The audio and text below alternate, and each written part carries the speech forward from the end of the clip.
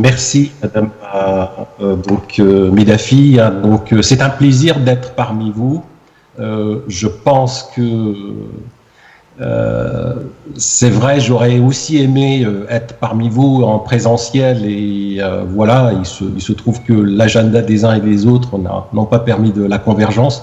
Toujours est-il, je voulais juste saluer le travail des organisateurs et la qualité des débats que j'ai écoutés depuis à l'ouverture et les contributions des uns et des autres montrent quelque part non seulement il y a une belle dynamique qui s'inscrit dans ce sens pour on change de braquet au niveau du transfert technologique du laboratoire vers l'entreprise et par la suite vers le marché.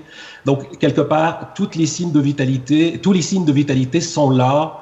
Et vraiment, je suis impressionné et en même temps comblé par cette ambiance et ce climat qui montre ô combien l'ensemble des acteurs d'un écosystème et chacun son rôle dans cette chaîne de valeur est important pour effectivement passer à des vitesses supérieures comme le souhaitent les uns et les autres. Merci. Merci beaucoup, professeur. Excusez-moi, merci beaucoup, professeur Drissi, pour cette introduction. Et puis, le digital et la technologie nous ont permis de nous rapprocher. Donc, ça, c'est un très bel exemple concret de qu'est-ce que la technologie peut nous apporter. Et ma première question pour vous, ce serait quelle est l'approche de l'INSAREN en tant que son directeur général en termes de recherche orientée marché? Donc, la France est un marché qui est assez mature en termes de R&D. Et puis, on aimerait bénéficier de l'exemple de votre institution pour voilà, nous parler des best practices que vous appliquez. Bien, je me suis retrouvé pleinement dans ce que disait Ben Jawad. Il s'agit vraiment d'un écosystème de l'innovation.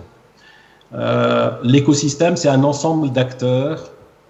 Chacun doit remplir son rôle pour que cette chaîne de valeur fonctionne pleinement et d'une manière vertueuse. Je pense qu'il y a le laboratoire, l'aspect compétence en relation avec les formations, mais il y a surtout ces relations de confiance entre le laboratoire ou l'établissement, qu'il soit université ou école d'ingénieurs, et les représentants des entreprises.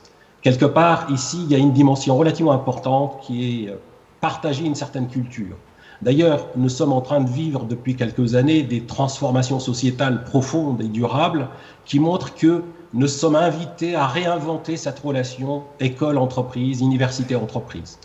Justement, c'est partager une culture, c'est se comprendre et parler pratiquement la même langue que l'entreprise.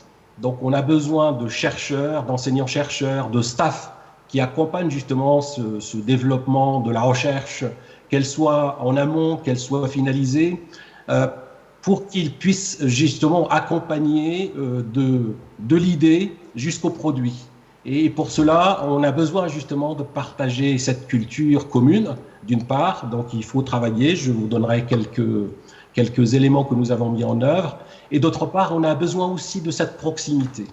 La présence de l'entreprise au niveau d'une institution comme l'INSA, elle est présente partout. Elle est présente au niveau de la gouvernance, elle est présente au niveau de la recherche, elle est présente également au niveau de la formation. Alors, à titre d'exemple, au niveau de la recherche et de la formation, ce que nous avons mis en œuvre et qui montre que ça marche relativement bien et que ça produit à la fois des nouveaux produits, des nouveaux services, mais également aussi des créations d'entreprises. Sur le plan formation, nous sommes allés un peu plus loin. On s'est dit, l'INSA et le groupe INSA en France a de belles compétences sur le plan technique, technologique et tout ce qui va avec ça. Mais se rapprocher d'une business school pour aussi avoir cette culture, je dirais, du marketing, du marché, et pouvoir effectivement promouvoir et accompagner le développement de nouveaux produits, on a besoin de ce mélange culturel. Et le Maroc, il excelle dans cette ouverture culturelle d'une manière générale pour pouvoir aller un peu plus loin ensemble. Et nous avons créé avec la Business School de Rennes, il y a 5 ans et demi, nous sommes sur la 6e promo, un master conjoint autour de l'innovation de l'entrepreneuriat. Alors, c'est un mélange en fait de population qui est une richesse extraordinaire, de jeunes élèves ingénieurs, mais également aussi des gens qui poursuivent plutôt des parcours business. Et en fait, ce mélange permet justement de préparer une nouvelle génération, je dirais, d'acteurs, ingénieurs et pas seulement, pour pouvoir accompagner toute cette chaîne de valeur. Et ce master qui regroupe pratiquement une trentaine tous les ans, produit tous les ans pratiquement 5 à 7 entreprises, plus des projets de services ou de produits, en plus des créations d'entreprises. Alors sur le plan de la recherche, là où nous avons avancé en mettant ce qu'il faut pour que l'entreprise rencontre les laboratoires et les chercheurs, nous avons en fait créé 4 laboratoires communs, INSA, entreprise, autour d'un objectif très clair, avec, je dirais, une négociation de la propriété intellectuelle et industrielle, et en même temps des moyens qu'on met sur la table pour pouvoir atteindre, je dirais, les objectifs selon un calendrier qu'on se donne.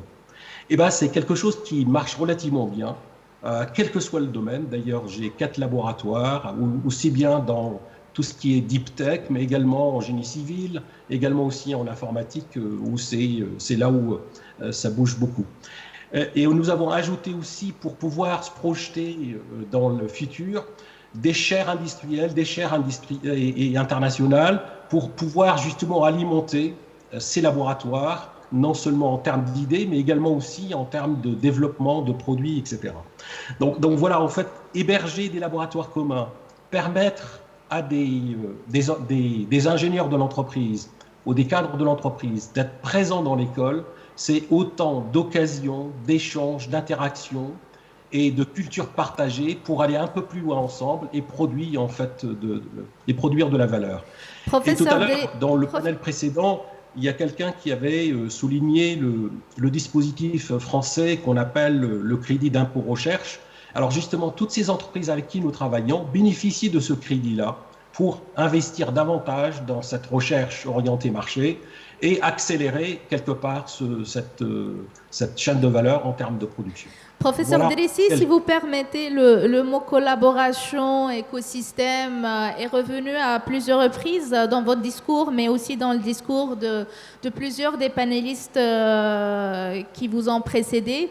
Est-ce qu'on peut aujourd'hui imaginer un rapprochement possible entre le marché scientifique français et marocain, et comment peut-on benchmarker les deux méthodes pour qu'on puisse sortir avec un modèle de collaboration ou bien un modus operandi qui a du sens et qui peut avoir du succès ici au Maroc? Oui, bien sûr.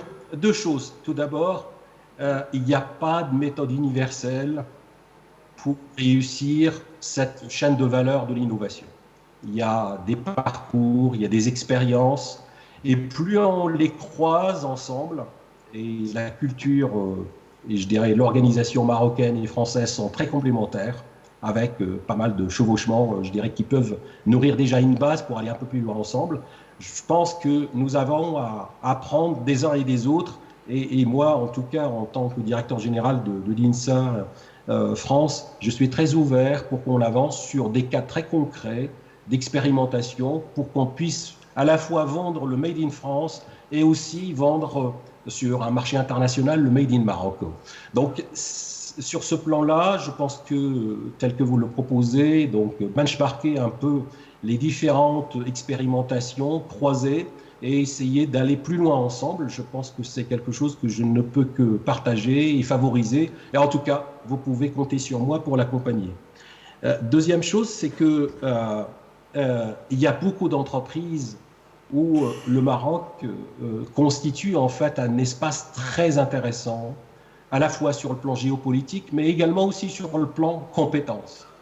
Et là, je sais que au sein du club partenaire entreprise INSA, nous avons de nombreuses entreprises et groupes internationaux qui sont très intéressés pour qu'on y aille ensemble, aussi bien les acteurs français que marocains, et ces entreprises-là pour aller chasser en meute quelque part et reconquérir un certain nombre de marchés ensemble.